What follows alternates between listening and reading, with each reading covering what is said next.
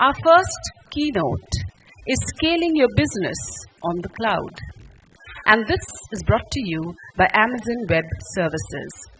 Our keynote speaker is Dhruv, Singhal, Solution Architect Head, India, Amazon Internet Services Private Limited. Mr. Singhal is Head Solution Architecture at Amazon India. Dhruv has been in the IT industry for over 25 years. He has worked extensively on varied projects in India, UK, and the USA across multiple industries, including telecommunications, BFSI, government, and transportation. Some of the projects handled by him include office automation, benefit transfer administration, web trading, self-service portals, freight operation transformation systems, and many, many more. So, ladies and gentlemen, please join me in welcoming on the dais Mr. Dhruv Singhal.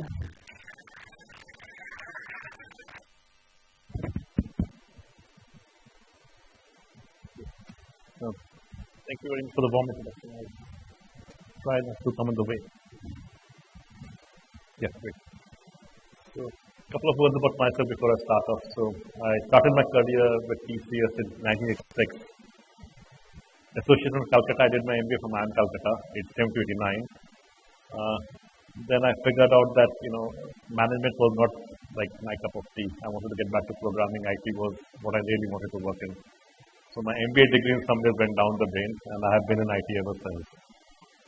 Worked in the US and UK. I was in the Bay Area during the dot-com boom, 90s. 2000, I thought I was rich. The company I'd worked in startup that point I went public. Came back to India. Was thinking of retiring. My wife said that if you retire and stay at home, you're going to go nuts. You're going to drive me nuts. So there's the door. Keep working. So 16 years down the line, I'm still working in front of you. So I had the solutions architecture team for Amazon Web Services in India. And next about 15-20 minutes or so, I'll talk a bit about how customers worldwide are using Amazon Web Services to scale their business. The short talks, I'll keep it brief and just focus on a couple of points. Not sure if we have time for question and answers, but I'll be in the conference later on also for the questions. So, question we ask very often is, how did Amazon, an e-commerce player, get into cloud computing? So, in 2006, what we figured out was that we had developed expertise within the company to be able to build this massive website, which was Amazon.com, and scale it. So, we said, can we offer it to a totally new set of users? Earlier, the users was B2C space only. Can we offer it to developers, IT companies, and help them launch their own applications securely on the web? And that was the birth of Amazon Web Services. So the company as a whole is about 10 years old now, the web services part of it. What do we do? It enables you to launch your applications in very much the same way as you would do in your on-premise data center. So today there are very, very few things which you can't do on the cloud as to what you are doing internally. And as the technology is maturing, what you're finding is that more and more vendors, more and more partners, more and more ISPs are porting their applications onto the cloud, onto the Amazon cloud sitting on it. Case in point, we've got F5, which is a hardware load balancer. Now, what F5 found was that more and more customers were moving to the cloud. And a proprietary hardware load balancer does not really have a place on the cloud. So the way they worked it out was, they got a software, they got a virtual edition of F5 certified on the Amazon cloud, which means that if you develop your load balancing rules on F5 on your on-premise, the same can be deployed on the Amazon cloud with absolutely no change. They just work the way it is as they do. So because the momentum towards cloud, that is happening. So what I'm trying to say is that any and every workload which you have, maybe not every workload, but majority, if not all of them today, can be run on the cloud securely. From the web service perspective, the major change is that you can scale. It's the OpEx part of it, and you only pay for what you use as opposed to paying upfront. And the ability to scale. So we've all heard, we've all experienced the effects of demonetization, right? And companies like Paytm, Freecharge, MobiKwik, which had the infrastructure on the cloud, they have been able to scale up. You don't hear of Paytm running out of their Paytm website crashing or Paytm servers crashing or Paytm not being able to handle the increased load. Correct? We don't hear that part of it. Their traffic volumes have gone up 3 times and they had like 4 hours to prepare for it. How were they able to do it? Because the infrastructure was on the cloud. They were able to scale up at that moment and they were able to take advantage of it. Had they been on-premise, it was almost impossible for them to be able to take advantage of the opportunity. And that is the part which cloud brings to the table. You're being able to scale up the agility which it offers. And like I said, the scaling up is what I'm going to cover a bit more in detail. And of course, pay as you go. And your ability to try out different models. You have the telecom industry in a disruption because of Jio coming in. So the incumbents are under pressure to respond. Now they're trying out different tax. And they're not sure which part of it will work, which part of it will not. So what they're doing is that quite a few services, they're launching on the cloud. Some on Amazon, some outside, but that's not relevant. The relevant part is that they're able to try out new services on the cloud, knowing that maybe 80% of them will fail. But the ones who succeed will be able to scale up to meet the requirements because Airtel has got 200 odd million customers. Same way with Vodafone, 150 million customers. The large volumes. So if they were to invest all that compute, infrastructure, storage upfront on endeavors which they are not sure will succeed, they can't really do that part of it. So those options and those are services which they are thinking of launching on the cloud or which they are doing on the cloud, I should say. From our global footprint perspective, today, it's across the world now, we have a data center in Mumbai, which takes away a lot of apprehensions of, customers in the public sector, government, telecom, FSI, who had constraints about data being outside the country. Those constraints have been taken away. Latencies have been improved. We have partnerships now with all the major telecom providers in the country, like Tata Communications, Airtel, Reliance, and almost, like I said, most of them, right? Which means that if these companies were giving you MPLS, for them to configure MPLS into the Amazon data center is a matter of software configuration, no hardware required, no hardware changes required over there. It enables you to think of the Amazon data center as an extension of your own data center. Talking to the topic on hand, on demand and elastic, right? Typically, and I've been doing this all my life, right? When we have to size for hardware, we start off by making assumptions. You get the business requirements, they give you something, we translate that into compute. The business says, I'll need, 100 million customers or 100 customers, some they'll give some number. We'll translate that business requirement into IT requirements, saying I'll need 4 cores of CPU processing or 40 cores or whatever, some RAM, some processing power, and go down that path. Right? I put in a lot of assumptions. Typically, I tend to oversize because I don't want to get caught on the wrong foot. What that means is I have a lot of wasted capacity. I've budgeted for a 3-year cycle much more than what I need right now. And that's the first part of the curve. So you see the waste. The other possibility is I've been extra aggressive, if I can say, my sizing, and I have undersized. My application takes off, like Paytm, for example. Okay, they could have a case where suddenly the application requirements zoom up, and I've undersized, which means I've lost a market opportunity.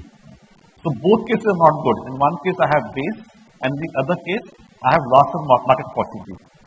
What being on the Amazon cloud gives you the opportunity is to be right sized. Right? I am just the right size to meet my current requirements with the confidence that when the opportunity arises, like I did for Paytm, I can scale up. I can go up when it comes about, right? So that's the beauty of being on the cloud. On the on-demand part of it, my scaling up is a matter of minutes, right? Not in terms of days, weeks, months. That ability which it gives me to react to market events is a key reason why organizations are looking at cloud. I know the font is very small over here, but the scale it gives you is amazing. You can bring up 1 server, 100 servers, 1,000 servers, 10,000 servers in a matter of minutes. I can spin up a petabyte scale data warehouse in a matter of minutes, use it for 4 hours, and then shut it down and only pay for those 4 hours. So that opens up a whole lot of options within an organization. They've got large organizations in India and worldwide who don't do data warehousing, Because when the CIO goes to CFO and says, I want to do data warehousing and I need X amount of budget to handle that part of it. CFO says, are you 100% sure this will work out? And the CIO says, I'm 90% sure, 95% sure, because truthfully, he cannot be 100% sure. It's a project which is, it takes its own time to implement and you're not 100% sure, right? And CFO says, what, you're asking me to invest so much money, I'll move it down the priority a bit. In this case, what happens is that it gives the ability to the CIO to say, I will only invest $200 and run this data warehouse for a couple of hours and check out whether data warehousing for my organization makes sense or not. Okay. Another use case, Tata Motors, they have at any point of time 50 POCs running in the organization, proof of concepts running in the organization, and the CFO doesn't know about it. He doesn't know about it because he doesn't care, because the amounts involved are so small. The CIO is also not too worried about it because he's fairly sure out of the 50, 45 will fail. Maybe only 5 or 6 will succeed. But the cost of each POC is so small that is able to take that hit, knowing that the 5 which succeed will, the returns from those be more than enough to compensate, because cost of each of the individual POCs is small enough. He has the flexibility to shut it down when it doesn't make sense for him or for the organization. So the ability, the agility and the ability to innovate at a low cost of failure is what cloud brings to the table.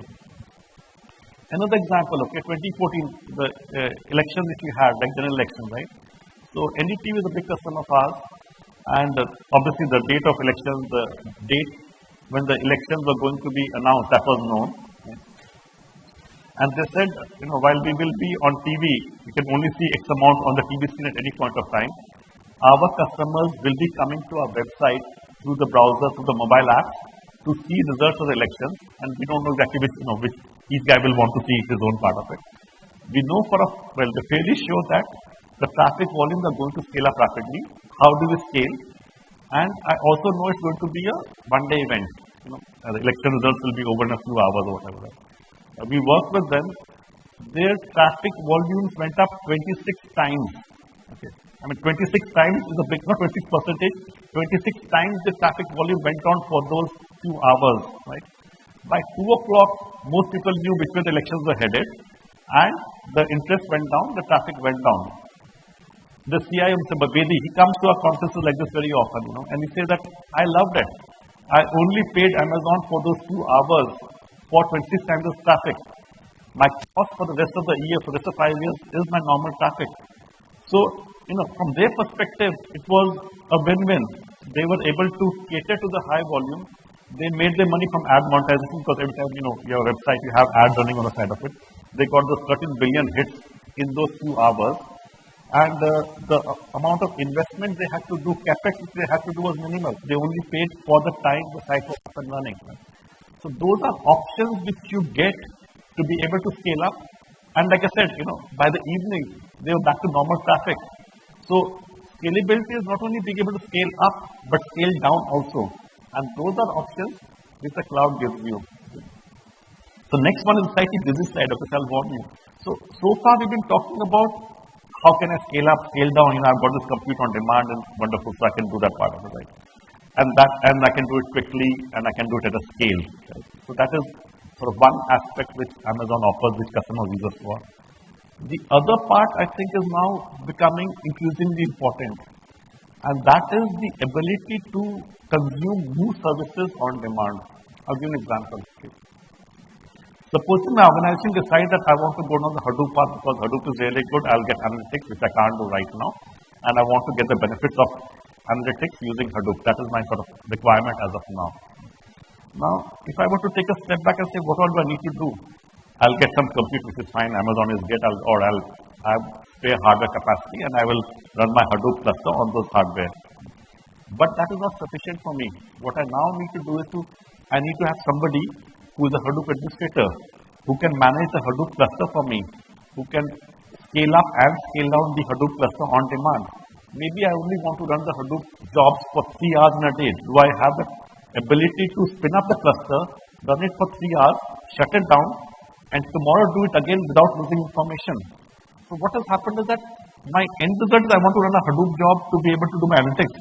But the sort of the technology curve to be able to reach that space is too high for me.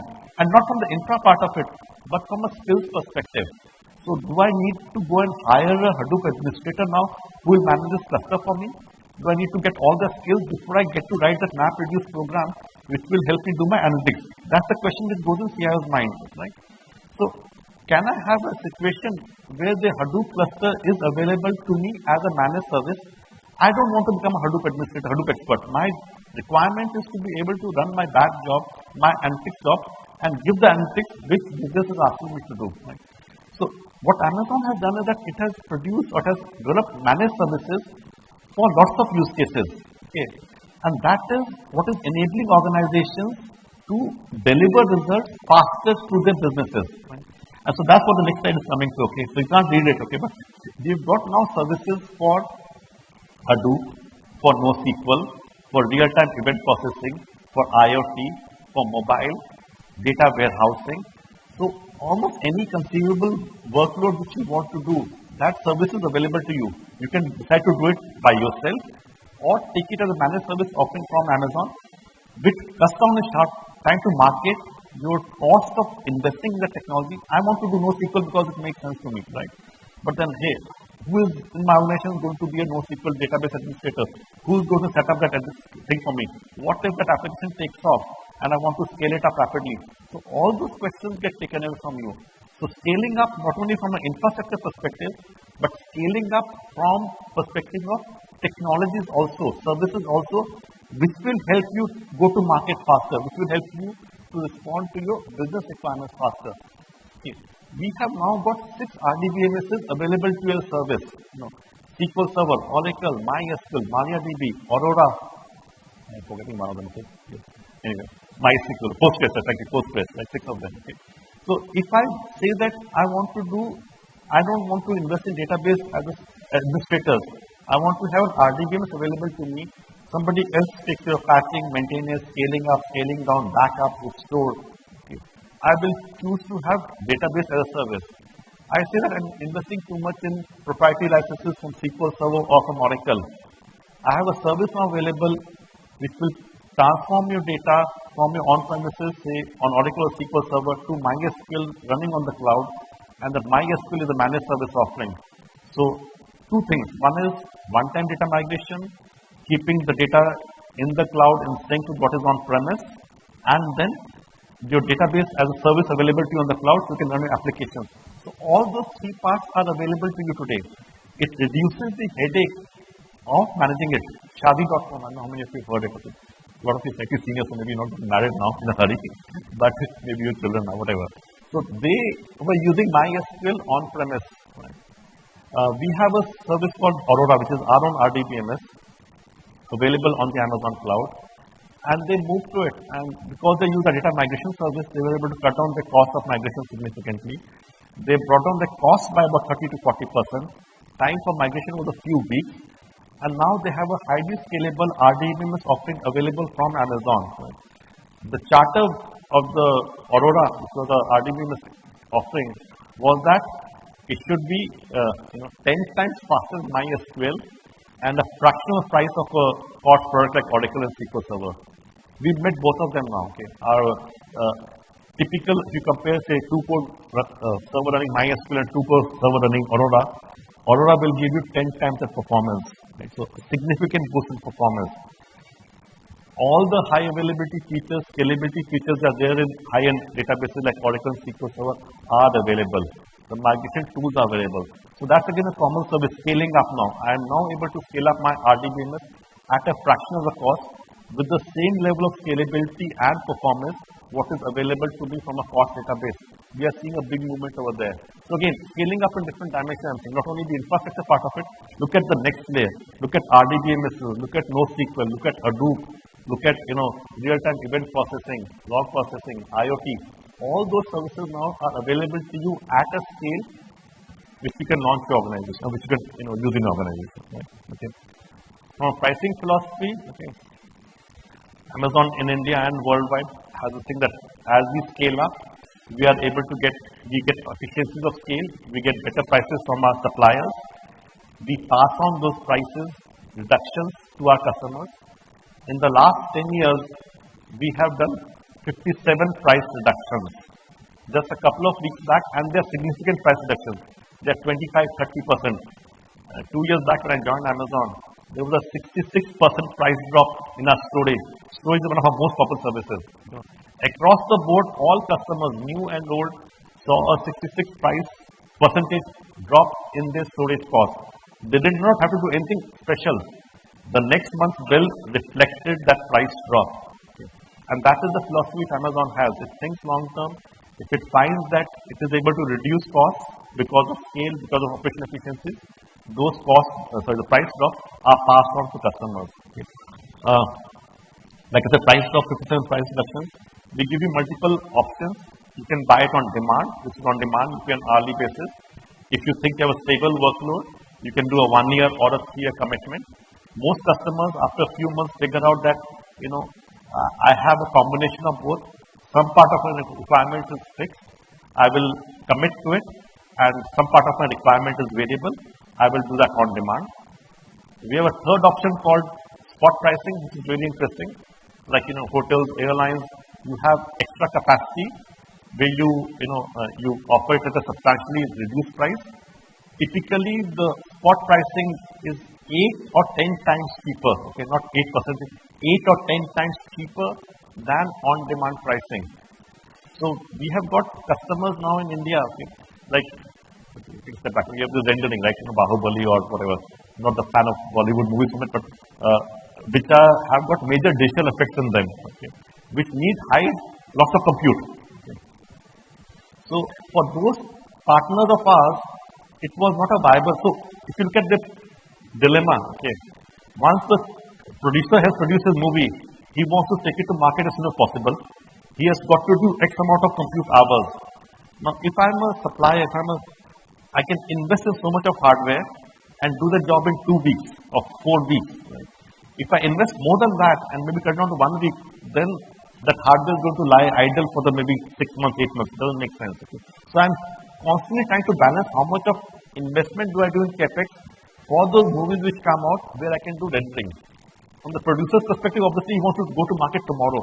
Right? So there's a bit of a tug of battle. Spot pricing is the answer over there. We've got partners in India who do these rendering jobs using 50,000 cores. 50,000 cores at one point of time. Right? They get it money at the price. They are able to do the job in an hours instead of days or weeks. Right? So new models have come up because of that part of it. Just because spot pricing, they are now able to take on workloads which they were not able to take on earlier. So like I said, a whole new sort of industry has come about because of this part of it, because of spot pricing. So if you have jobs which you can do, the only sort of challenge that is in spot pricing is the auction process. You bid for it. If the price goes beyond the auction price, the server, you'll get 2-minute warning and the server will be taken away from you. So you design your application which is able to survive on servers being taken away from you. So it's not like, I'm just doing everything free of charge, but lots of jobs are there which if you design them properly, you're able to take advantage of it. And we've seen that again and again. And as you say, same as we have some volume-based response also as the volumes grow. But typically, between these multiple options, we are finding customers increasingly going down this path, coming out with newer service models. SIs can say that, early on I used to only do development and give it to the customer. Now I can do UAT and do load testing because I don't need to invest in load testing hardware forever. I will do load testing, use the load testing infra only for those 1 week, 2 weeks, 1 month where I need to do my load testing. So the range of services which an SI can offer to customers increases. So again, like I said, different pricing models, different revenue models are coming out for customers and for SIs using the cloud.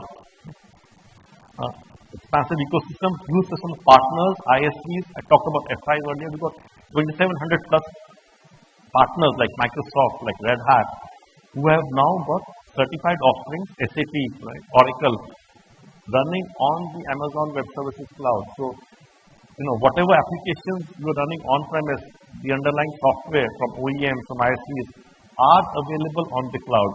So it makes sure that you can port your application on the cloud, resting assured that the underlying software is certified on the Amazon Web Services. We've got people like Ramco, for example, a lot of startups in India, a lot of ISVs in India. ISVs are using this route to go global, because what they find is that if I can offer a SaaS offering and I want to service a customer in Africa, I don't need to fly an engineer over there. The offering is running from a cloud. I can log into it and fix and offer it. So, like I said, newer offerings, SaaS-based offerings from Indian ISVs are growing a lot. Customer logos in India. Okay, so we've been in India for some time now. Last 4-5 years, data center in India came about 5 months back now. But you see lots of them, from SIs like Infosys, TCS to manufacturers like Tata Motors. Media has been a big play for us. ABP is a good customer for us. So, it's across the board now. Customers are coming onto it, and with the region or data center coming in India, it's leading us to have even more customers onto our platform. With that, I'll come to a short and and if you have time, can take a few questions also.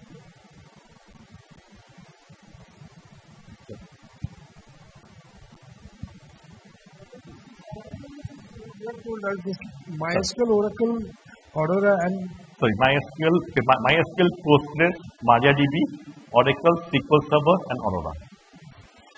Thank you very much, sir. And the second point, I would like to know what are the web service you want to main.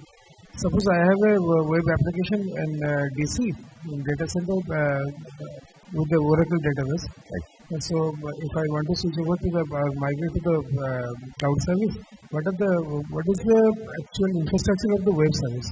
So, from our side, what we'll do, we'll offer you the compute, the storage, the RAM part of it. Okay, Oracle is certified, so and you are able to take your Oracle accesses from on-premise to on the Amazon cloud also. And that mapping is available, saying that I had a 4 processor license from Oracle for on-premise requirement. It will translate to X number of what we call virtual CPUs on the Amazon cloud. So that mapping is available. So from a licensing perspective, you are fairly covered. We have I'm asking for the technical aspect. So we will give you like I said, if you want to say, what do I need my web application to run? Okay, I need the infrastructure. I need some compute, right? I will need to store this somewhere. I need the RDBMS. So all those things are available to you on the Amazon cloud. Thank you, sir. I'll give you an example. Okay, like Kabali was released recently, right? And we had a company which was selling the tickets for Kabali. And one day before that movie was supposed to be released, okay, they figured out that the existing infrastructure would not scale to meet the demand. They knew that there's going to be a spike once the website open up for people to buy tickets. Overnight, they moved their website from on-premises to the AWS cloud. The next one day, they sold about 20,000, 22 lakh tickets, I forget, okay, but they scaled up like 3 or 4 times. But the beauty is that they were able to move the entire website, their revenue-generating application, from on-premise to the Amazon cloud in one night. So that gives you a bit of confidence, if I can say that, how easy it is, and you can move quickly from one environment to second environment. We'll take other questions later on, either offline or all our speakers are around over here, so you could take our time and meet them and put forward your questions as well in short on time. Can you name a few PSUs you are using your cloud services in India? Okay, so public sectors are just about getting on the bandwagon right now because they have concerns about data sovereignty part of it. But we are working with some of the oil, like the major oil manufacturing companies, like or marketing companies in the country, to get them onto our board. We are working with the banks also, telecoms also. So the movement has started over there. But till date, can you name someone? So unless we get the references from them, but they're using it, I don't have the references part of it. Unless we get the signed off from them to use the logo, I cannot use it. Okay. Thank you, sir. May I now request Mr. K.K. Mahapatra, Organizing Secretary, INFOCOM and Associate Vice President, IT Infrastructure Business, ABP Private Limited, to hand over a small memento